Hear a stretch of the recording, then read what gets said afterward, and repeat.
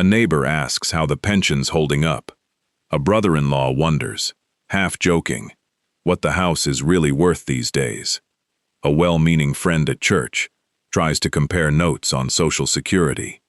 And the wise senior man, every single time, gives the same quiet answer, "We're doing just fine," and changes the subject. Most people assume that's evasiveness, or maybe even embarrassment. It isn't either. It's one of the most deliberate habits a man can build in his later years, and it has almost nothing to do with hiding money. It has everything to do with protecting something far more fragile than a bank balance. So why exactly do the wisest senior men treat their income like a locked drawer, even with people they trust? Let's find out. Marcus Aurelius wrote a private reminder to himself that reads almost like advice for anyone tempted to explain their finances to a curious relative. How much trouble he avoids, who does not look to see what his neighbor says or does, but only at what he does himself. He wasn't writing about money specifically. He was writing about the exhausting habit of measuring a life against everyone else's opinions and comparisons. But there's no faster way to invite that exact comparison than to hand someone your income as a number they can now measure themselves against, or judge you by, or quietly resent. The moment a figure leaves a man's mouth, it stops being information and starts being a reference point for someone else's insecurity, envy, or expectation. Marcus Aurelius understood that peace requires closing that door before it ever opens, and a wise senior man learns to close it the same way, simply by never opening it in the first place. There's solid research behind why staying quiet about income does more good than most people assume. Psychologists studying social comparison theory have found that human beings can't help but measure themselves against the people around them. It's practically automatic, happening below conscious awareness. Once a specific number is known, comparison becomes involuntary.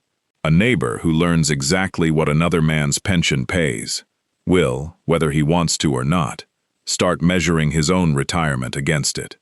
That comparison rarely produces closeness. It produces quiet friction, sometimes admiration, more often resentment, and almost always a subtle shift in how the relationship feels. There's also the endowment effect at work from the listener's side. Once someone knows a specific number, they tend to anchor expectations to it. Expectations about what a man can afford to lend, contribute, or spend on a shared vacation or family gift. A vague, "we're comfortable," leaves room for a man to make his own decisions. A specific number quietly removes that room, because now everyone else has done the math for him. And research from behavioral finance on the endowment and reference point effects shows something else worth noting. Once people know your number, they don't just compare. They start treating it as a baseline for what you should be willing to do. A relative who learns a man has a healthy retirement account is far more likely to ask for a loan than one who simply believes the man is doing okay. The information itself creates the ask. Silence, in this sense, isn't secrecy. It's prevention.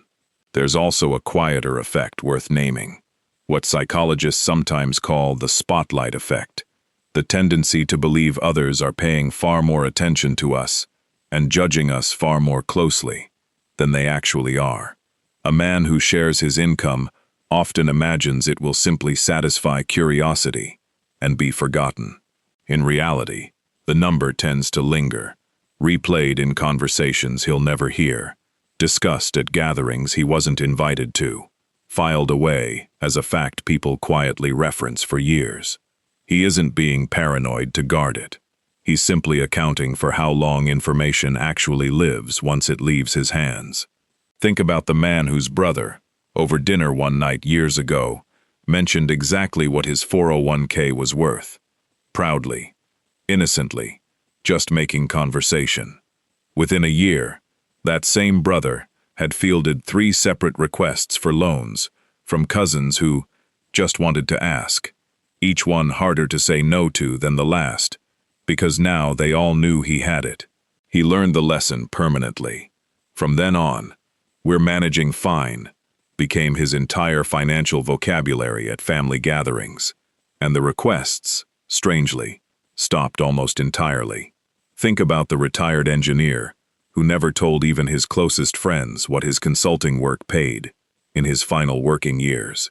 Not because he was ashamed of it, he was proud of it, but he'd watched what happened to a colleague who did share. The easy friendship shifted, subtly, into something that felt more like a relationship with an uneven scoreboard. Golf outings that used to be simple became quietly loaded with who earns more undertones neither man asked for. He decided his friendships were worth more than the satisfaction of being known as successful. Think about the widow whose late husband never once told their adult children what the estate was worth, even as they entered their 60s themselves. It wasn't distrust. It was a decision made decades earlier, together, that the children should build their own financial lives without shaping their choices, their career risks, their spending, their own saving habits, around an inheritance number they weren't supposed to be planning around in the first place. The kids grew into financially independent adults precisely because they never had a figure to lean on. Think about the man who, when a well-meaning financial planner at a community seminar asked the room to share approximate account sizes for a group exercise, simply declined and said he'd rather listen. He wasn't being rude. He'd learned, over 60-some years, that his number was nobody's business, not because it was shameful, but because it was his, and privacy over something so personal wasn't something he owed a room full of strangers, however well-intentioned the exercise. Think about the man who, after selling a small business he'd built from nothing, was asked outright by an old coworker exactly what it sold for. He smiled, said, "Enough to retire comfortably," and left it there. The coworker pressed twice more over the following weeks, each time a little more directly. The man never budged, not out of stubbornness, but because he'd already decided years earlier that a lifetime of work wasn't going to be reduced to a single number recited at a backyard barbecue for someone else's curiosity. Think about the father whose son, newly married, tried more than once to gently pry loose a sense of what the plan was for the family cabin. Not out of greed, the son would say, just wanting to understand the situation. The father, kindly, but firmly, explained that decisions about the cabin would be made when they needed to be made, and that no amount of asking would move that timeline forward. It wasn't a rejection of his son. It was a boundary, built from watching too many families splinter over property, discussed years before it was ever actually available. Every one of these men shares the same quiet truth underneath their silence. He isn't afraid of losing money. He refuses to become controlled by it, or by what other people think they know about it. This discretion isn't a single dramatic decision. It's a small, repeated choice, made almost automatically after enough years of practice. A man answers, "How are you doing financially?" with warmth but no numbers, because he's learned that real wealth begins where the need to impress ends. And there's no impressing anyone by revealing a figure, only inviting comparisons he never asked for. A man keeps even close family members guessing about the size of an estate, not out of coldness, but because he understands that money is a tool. Freedom is the goal, and the freedom of his children to build their own financial character matters more than their curiosity about his. A man changes the subject gracefully, without guilt or awkwardness, when a conversation drifts toward specifics, because he's learned that the wisest senior men protect their peace before they protect their pride, and there's no pride to be found in being known as the richest man in the room. A man lets his lifestyle speak quietly, instead of his income speaking loudly, because a quiet bank account is often stronger than a loud lifestyle, and a number kept private can never be used against him, borrowed from him, or resented by someone standing next to him. Silence about income was never about secrecy. It was about sovereignty, the simple, hard-won right to make financial decisions without an audience weighing in, comparing, or quietly keeping score. A number, once spoken, stops belonging only to the man who earned it. It becomes public property, available for judgment, envy, or expectation the moment it leaves his mouth.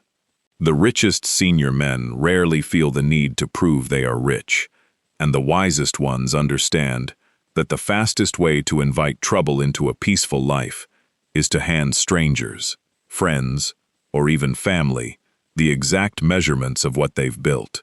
Marcus Aurelius spent his life trying to ignore what others said and did, so he could focus entirely on what he, himself, chose to do. A wise senior man applies that same discipline to his finances, not because he's hiding anything, but because some things were simply never meant to be shared, just because someone asked. It's worth noting, too, that this kind of privacy isn't coldness dressed up as wisdom. The men in these stories aren't withholding love, or generosity, or presence from the people around them. They give freely of their time, their attention, their encouragement. What they've simply learned to withhold is the one piece of information that tends to complicate every relationship it touches, a number that, once known, quietly reshapes how people see them, what they expect from them, and how easily a warm relationship can curdle into a transactional one without anyone quite noticing it happening. A peaceful life is the greatest return on investment, and a private one, it turns out, is very often the same thing. So we'd love to hear from you. Has staying private about money ever protected a relationship for you? Is there a moment you wish you'd kept a number to yourself, or one you're glad you did? And how do you gracefully change the subject when someone gets a little too curious? Share it in the comments below. Your experience might be exactly what another man needs to hear today. If this video gave you something worth thinking about, give it a like, subscribe for more reflections like this one, and share it with another senior man who values privacy and peace over recognition. Seek wisdom, protect your peace, leave a legacy.